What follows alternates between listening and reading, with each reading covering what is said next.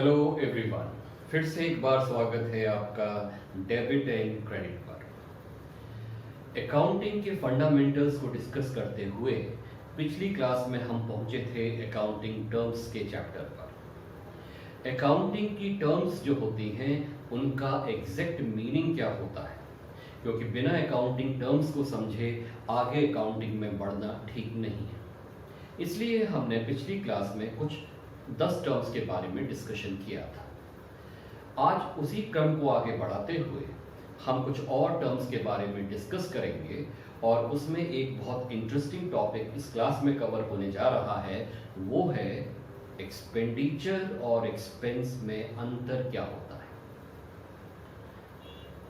चौंक गए आप? एक्सपेंडिचर और एक्सपेंस एक बात नहीं होती। एक्सपेंडिचर और एक्सपेंस अलग अलग चीज मानी जाती है, अलग अलग टर्म्स मानी जाती हैं, अलग अलग उनका मतलब निकलता है अकाउंटिंग में। तो चलिए शुरुआत करते हैं एक बहुत इंटरेस्टिंग टॉपिक की, what is the difference between expenditure and expense. और इसी डिस्कशन के दौरान हम एक्सपेंडिचर के टाइप्स के बारे में भी पढ़ेंगे। तो सबसे पहले एक्सपेंडिचर होता क्या है। आम भाषा में अगर मैं कहूं तो आउटफ्लो फ्रॉम योर पॉकेट, आपकी जेब में से, आपके पर्स में से जब भी कोई अमाउंट खर्च होता है, बाहर निकलता है किसी चीज को एक्वायर करने के लिए, प्राप्त करने के लिए, तो आप उसको एक्सपेंडिचर कह देते हैं। लेकिन अकाउंट्स में हम एक्सपेंडिचर को कैसे डिफाइन कर सकते हैं, क्योंकि अकाउंट में सभी ट्रांजैक्शंस कैश में हो ऐसा जरूरी नहीं है। ट्रांजैक्शंस कैश में भी होते हैं, क्रेडिट पर भी होते हैं और बार्टर भी होता है, एक्सचेंजेस भी होते हैं। और अकाउंट्स में खर्च करके क्या प्राप्त किया जाता है, एसेट्स, गुड्स और सर्विस। तो आम भाषा में तो हम कह सकते हैं any outflow from your pocket for the purpose of acquiring goods, service और asset may be called expenditure. पर अकाउंट्स में हमें थोड़ा सा स्पेसिफिक होना पड़ेगा। ICAI के गाइडेंस नोट्स ऑन टर्म्स के अनुसार एक्सपेंडिचर क्या है, तो ICAI डिफाइन करते हुए कहती है एक्सपेंडिचर के बारे में, एनी क्रिएशन ऑफ लायबिलिटी और डिसबर्समेंट ऑफ कैश और transfer of property for the purpose of acquiring assets, goods और service is called expenditure। यानी कि ICAI की टर्म के बारे में जो गाइडेंस नोट है उसके अनुसार एक्सपेंडिचर का मतलब होता है क्रिएशन ऑफ लायबिलिटी, यानी उधार लिया है तो, और डिसबर्समेंट ऑफ कैश या कैश पे किया है तो, या ट्रांसफर ऑफ प्रॉपर्टी, अगर प्रॉपर्टी ट्रांसफर की है तो। किस पर्पस के लिए? For the purpose of acquiring goods, assets और सर्विसेज। इन एसेट्स को, गुड्स को या सर्विस को प्राप्त करने के लिए अगर बिजनेस ने कैश डिसबर्स किया है या लायबिलिटी क्रिएट करी है या प्रॉपर्टी ट्रांसफर करी है, तो ये सब एक्सपेंडिचर होता है। ठीक, बहुत सिंपल है याद रखने के लिए। 3 बातें, हम क्या एक्वायर करना चाहते हैं, गुड्स, एसेट और सर्विसेज, और इसके लिए हम क्या दे सकते हैं। 3 तरीकों से पेमेंट हो सकता है, या तो हम कैश में पे कर दें, या हम आगे देने का प्रॉमिस करें तो लायबिलिटी क्रिएट कर लें, या हम बदले में कोई प्रॉपर्टी ट्रांसफर कर दें। तो किसी भी प्रॉपर्टी को ट्रांसफर करके, कैश को पे करके या फिर लायबिलिटी क्रिएट करके अगर बिजनेस में गुड्स, एसेट्स और सर्विसेज को एक्वायर किया गया है तो उसको एक्सपेंडिचर कहा जाएगा। आगे चलते हैं। एक्सपेंडिचर अकाउंटिंग में 3 प्रकार के हो सकते हैं। पहला कैपिटल एक्सपेंडिचर, दूसरा रेवेन्यू एक्सपेंडिचर और तीसरा deferred revenue expenditure, deferred revenue expenditure.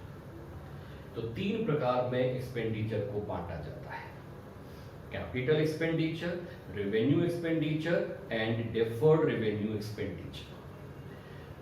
शुरुआत करते हैं कैपिटल एक्सपेंडिचर से। कैपिटल एक्सपेंडिचर क्या है?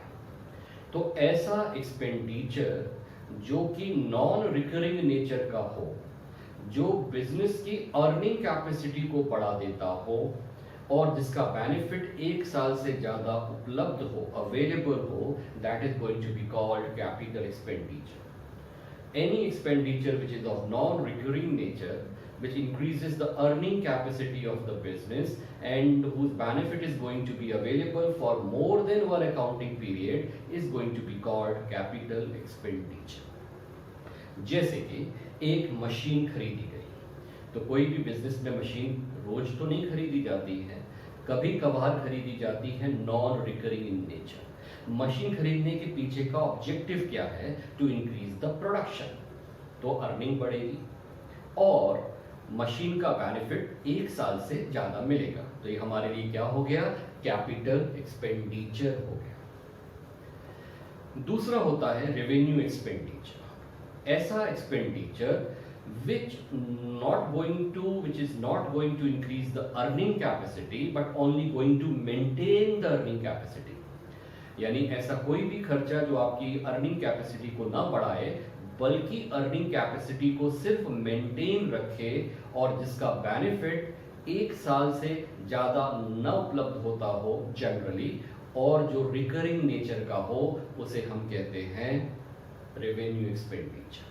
यानी कि ऐसा एक्सपेंडिचर जो रिकरिंग इन नेचर है, जिसका बेनिफिट 1 साल से ज्यादा नहीं मिलता है जनरली, और जो हमारी अर्निंग कैपेसिटी को बढ़ाता नहीं है, सिर्फ मेंटेन करता है, तो उस खर्चे को हम कहते हैं रेवेन्यू एक्सपेंडिचर. जैसे कि हमने अभी मशीन खरीदी थी, कैपिटल एक्सपेंडिचर, पर उसकी हर साल सर्विसिंग होगी या उसकी रिपेयर होगी, तो जो रिपेयर का खर्चा है उससे आपकी अर्निंग कैपेसिटी बढ़ती नहीं है, वो मशीन सिर्फ मेंटेन होती है, वो आपको आगे भी इनकम कमाकर देती रहे, इसलिए उसको हम कहेंगे रेवेन्यू एक्सपेंडिचर. बहुत सिंपल सा डिस्टिंक्शन है.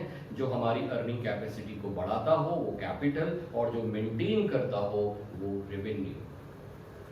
अब ये डेफर्ड रेवेन्यू एक्सपेंडिचर का मतलब क्या हुआ? डेफर्ड माने जिसको कि टाला जाता है. किस बात के लिए टाला जाता है? To be recognised as an expenditure. तो होता क्या है डिफर्ड रेवेन्यू एक्सपेंडिचर? यानी ऐसा कोई रेवेन्यू एक्सपेंडिचर जिसकी रिकॉग्निशन पार्टली टाली गई है अगले सालों में रिकॉग्नाइज करने के लिए. सिंपल भाषा में, अगर आपने कोई ऐसा खर्चा किया है जिसका रेवेन्यू नेचर का है और जिसका बेनिफिट आपको लगता है कि 1 साल से ज्यादा उपलब्ध होगा, तो आप उसको डेफर्ड रेवेन्यू एक्सपेंडिचर कह सकते हैं. और उसको अपनी प्रॉफिट को निकालने के लिए उसको पूरा ना अपनी रेवेन्यू में से लेस करते हुए आप उसको इंस्टॉलमेंट में, पार्ट में उसको लेस कर सकते हैं. जैसे अगर आपने एक नया शोरूम खोला है और उसका प्रमोशन करने पर आपने अच्छा खासा विज्ञापन पे खर्चा किया है. मान लीजिए कि आपने 10 लाख रुपए अपने नए शोरूम के लिए खर्च कर दिए.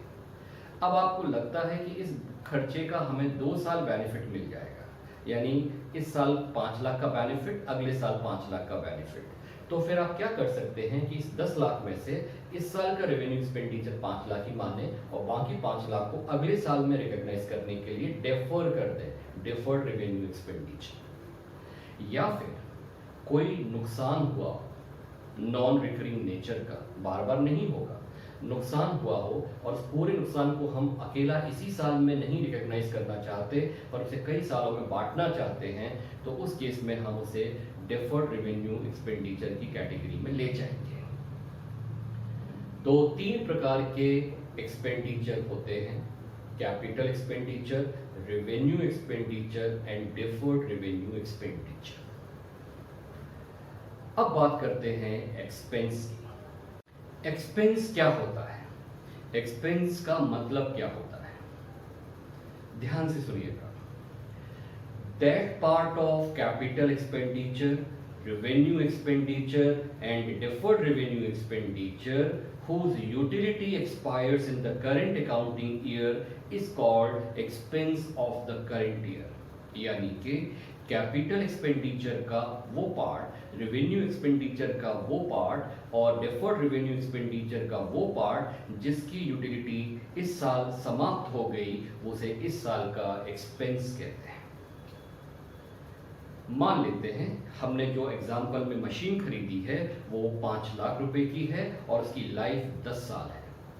तो एक सीधी सरल भाषा में हम कह सकते हैं कि वो 5 लाख रुपए हमने पे करे हैं मशीन को 10 साल इस्तेमाल करने के लिए। अब अगर एक साल निकल गया तो 1/10 ऑफ द मशीन खत्म हो गई, उसकी यूटिलिटी एक्सपायर हो गई। तो 1/10 ऑफ 5 लाख यानी कि 50,000 will be considered as expense of the current year। 50,000 को हम इस साल का एक्सपेंस मानेंगे। और आगे चल के जिसके बारे में हम पढ़ेंगे वो कहलाता है डेप्रिसिएशन। तो एक बार फिर से एक्सपेंडिचर क्या होता है? एक्सपेंडिचर का मतलब होता है either creation of liability, disbursement of cash और एक्सचेंज और transfer of property for the purpose of acquiring goods, service or asset, that is called expenditure। expenditure 3 प्रकार के होते हैं, capital, revenue, deferred। capital माने non recurring which increases the earning capacity and whose benefit is available for more than one accounting year।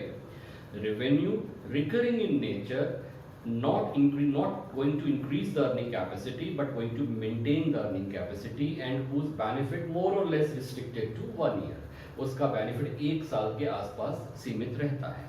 और deferred revenue expenditure ऐसे revenue nature के खर्चे या नुकसान होते हैं जिनका रिकॉग्निशन को डिफर किया गया है आने वाले सालों के लिए।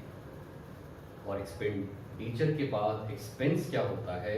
एक्सपेंडिचर का वो हिस्सा जिसकी यूटिलिटी इस साल में एक्सपायर हो जाएगी, that is going to be called expense of the current year. I hope ये जो मतलब है एक्सपेंडिचर और एक्सपेंस का जो डिफरेंस है, हम आशा करते हैं आपकी समझ में आया होगा। आप इसके बारे में क्या पूछना भी चाहते हैं तो हमें कमेंट बॉक्स में लिख के दे सकते हैं।